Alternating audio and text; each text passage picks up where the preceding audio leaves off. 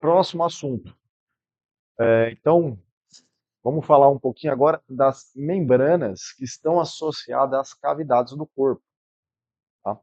Então, vamos ter algumas membranas fazendo, né, recobrindo essa cavidade interna e outras que vão recobrir tubulações do nosso corpo. São também outras cavidades, né? Não deixa de ser. Como a boca mesmo, né? A boca também é uma cavidade. E aí desce para o esôfago, estômago, são cavidades. Tá? Então nós vamos ter aquelas membranas que cobrem as nossas cavidades do corpo, que a gente chamou de serosas, exemplo a pleura, pericárdio, né? A gente vai falar de outra agora, do abdômen, e nós vamos falar também de umas membranas do trato gastrointestinal, que a gente chama de membranas mucosas, certo? Então nós vamos ter as membranas mucosas e as membranas serosas, faltou a palavrinha ali, serosas, tá? São basicamente tecidos conjuntivos, que tem uma função ali de recobrir, né, e dar uma proteção para algumas estruturas. Começando pela mucosa, né?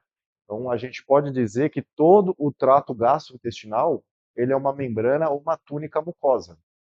Ela tem uma composição de mucosa, tem características de mucosa, né? Tem glândulas que produzem uma secreção específica nessa mucosa.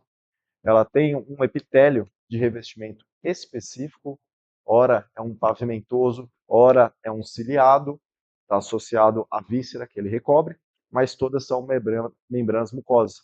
Você pega o nariz também, você pega o trato respiratório, né?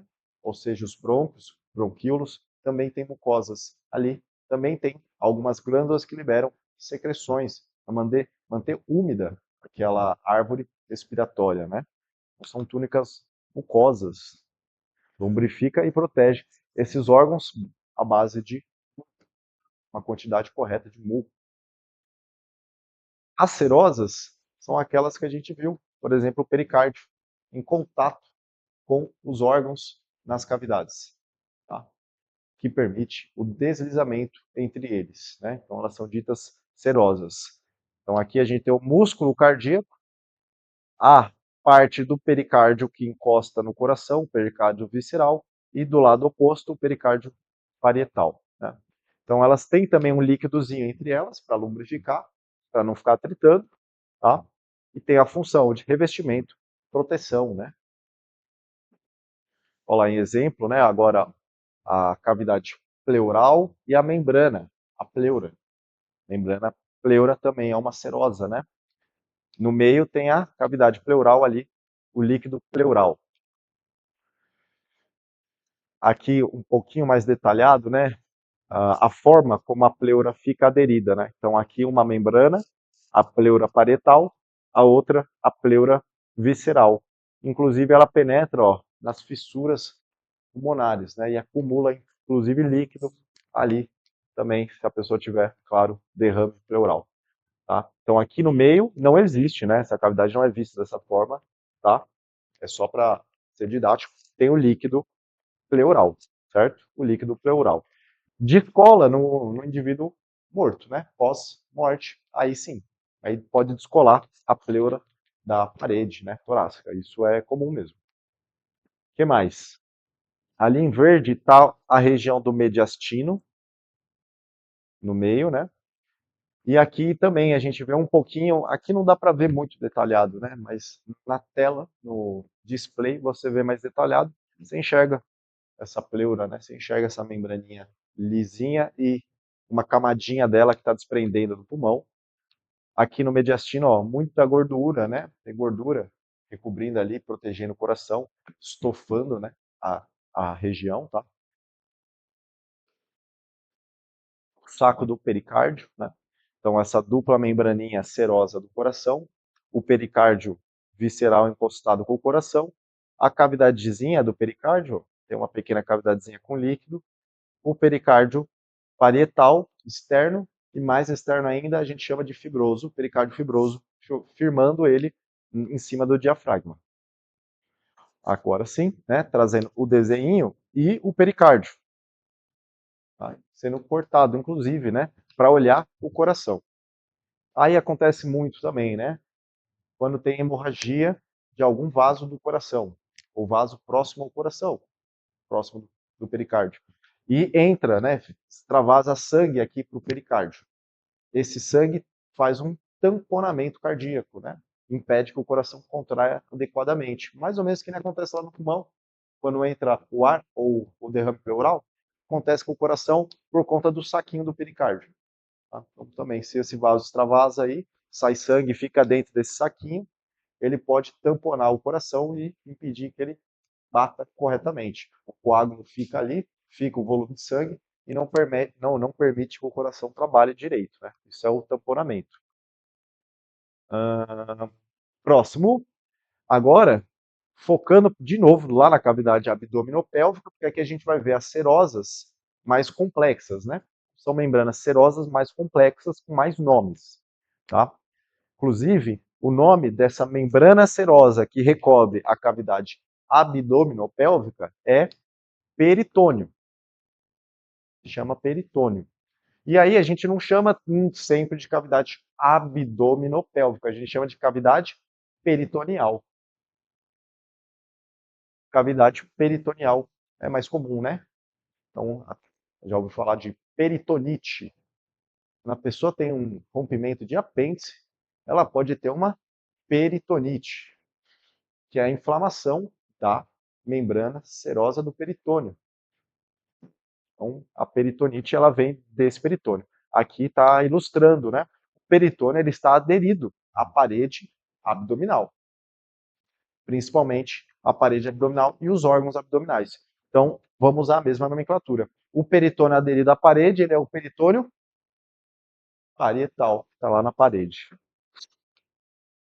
E o peritônio que está aderido aos órgãos vai ser o peritônio visceral, beleza? Então, o peritônio parietal está lá na parede e a gente está olhando para a cavidade peritoneal, né? A gente está olhando para o peritônio aderido lá na parede e as outras lâminas foi removido, né? Mas a gente está olhando para a lâmina parietal formando essa cavidade, né, peritoneal. Agora a gente vai ver as outras lâminas. E aí quando a gente olha o abdômen, essa cavidade peritoneal, a gente vai ver que tem uma parte do peritônio lá na parede, então peritônio parietal, e tem uma parte do peritônio circulando o órgão, a víscera. Né? Aqui, no caso, é um tubo do intestino, uma alça intestinal. Então, dentro tem uma túnica mucosa intestinal, fora, uma túnica serosa do peritônio visceral. Entre peritônio visceral e parietal, nós temos a cavidade peritoneal. Então, a pessoa tendo alguma perfuração do abdômen, a última membrana que pode salvar ela é o peritônio, né, protegendo aquele órgão de ser, ou se não perfurado, mas de ser contaminado, infeccionado, né, por alguma coisa. O peritônio ainda dá alguma proteção, certo? Também tem líquido circulando entre os peritônios, tudo, para ele não atritar. E aí tem um outro cara que ganha um nome especial, né, que é esse cara que está aqui no meio, fixando essa alça intestinal ao resto do peritônio, porque ela não está flutuando aqui. Tá? Então as alças intestinais elas ficam fixadas por um cara chamado meso. Meso, né? Meso de meio, está no meio.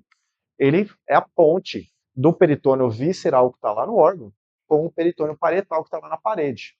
Então ele faz comunicação para manter essa alça no lugar. E aí, como a gente está no intestino delgado, esse meso vai ganhar o nome de mesentério. Né? Entérico vem de intestino, né? E meso de estar no meio, intermédio, mesentérico. Né?